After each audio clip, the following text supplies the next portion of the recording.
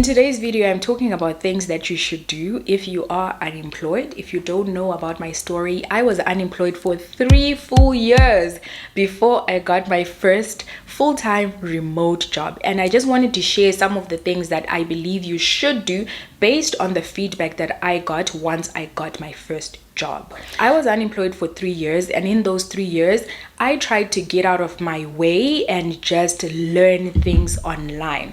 This is because most companies are way more focused on hiring based on skill rather than on qualification. That is not to say qualifications are not important. It's very important for you to get a qualification because even when you're looking for a job, you will come across positions that require a certain qualification and a certain amount of experience and a certain skill. But most companies hiring remote, they are really focusing on skills. So good for you to have a qualification, but focus on acquiring skills, especially if you are currently unemployed and you are looking for a job. Personally, what I did is I got like 6 different certificates. I should put them on the screen so that you see. I am interested in anything to do with social media, with business, and anything that has to be done online. So that's what I was focusing on. And I know that especially when it comes to social media, there are quite a number of skills that you can learn that are in demand. So that's what you want to do. You want to acquire skills, upskill yourself in the skills that you know are in demand, and they are also high paying, because what's the use of just getting a high demand skill and not be paid well for it? Anyway, so yeah, you really want to upskill. You don't want to keep your mind idle. You also want to get into volunteering. So as a volunteer, you can do this if you're someone who's just finished university and you don't even have any working experience.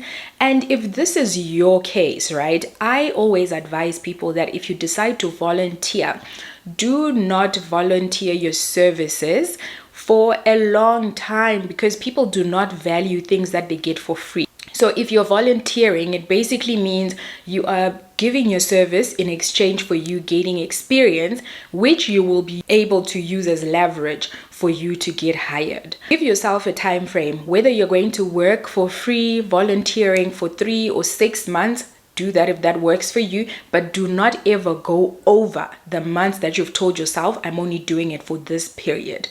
And you can also volunteer as someone who either got laid off or you quit your job.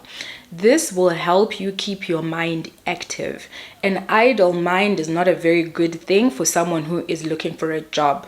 It keeps you away from being interesting. When I did these courses, I did not even know that this was really going to help with my interviewing process, but it does help because you have so many things you've learned. And one thing about people, when we've learned something new, we are very happy to talk about it, to tell people about it. So that means in your interviews, you are going to have things to talk about. You're going to have new things to talk to your interviewer about.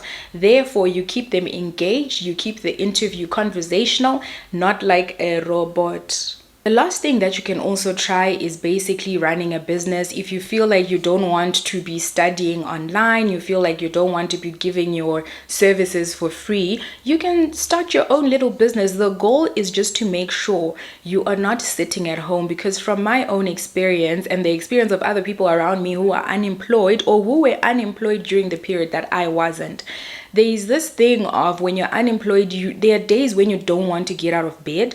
There are days when you don't want to do anything. You don't want to talk to people. So you're trying to keep yourself away from that, because once you get into that hole, it's very difficult for you to get out of it.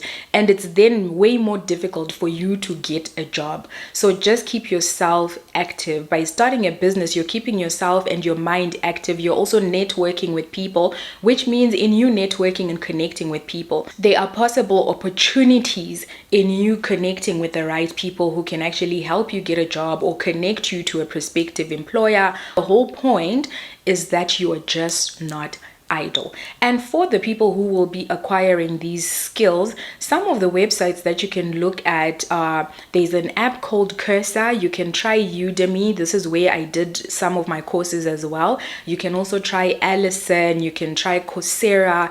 On Google has some free certificates. They do have some paid, however they do have some free certificates, and I really hope this video will help you. If you have enjoyed it, I think you will enjoy the next video.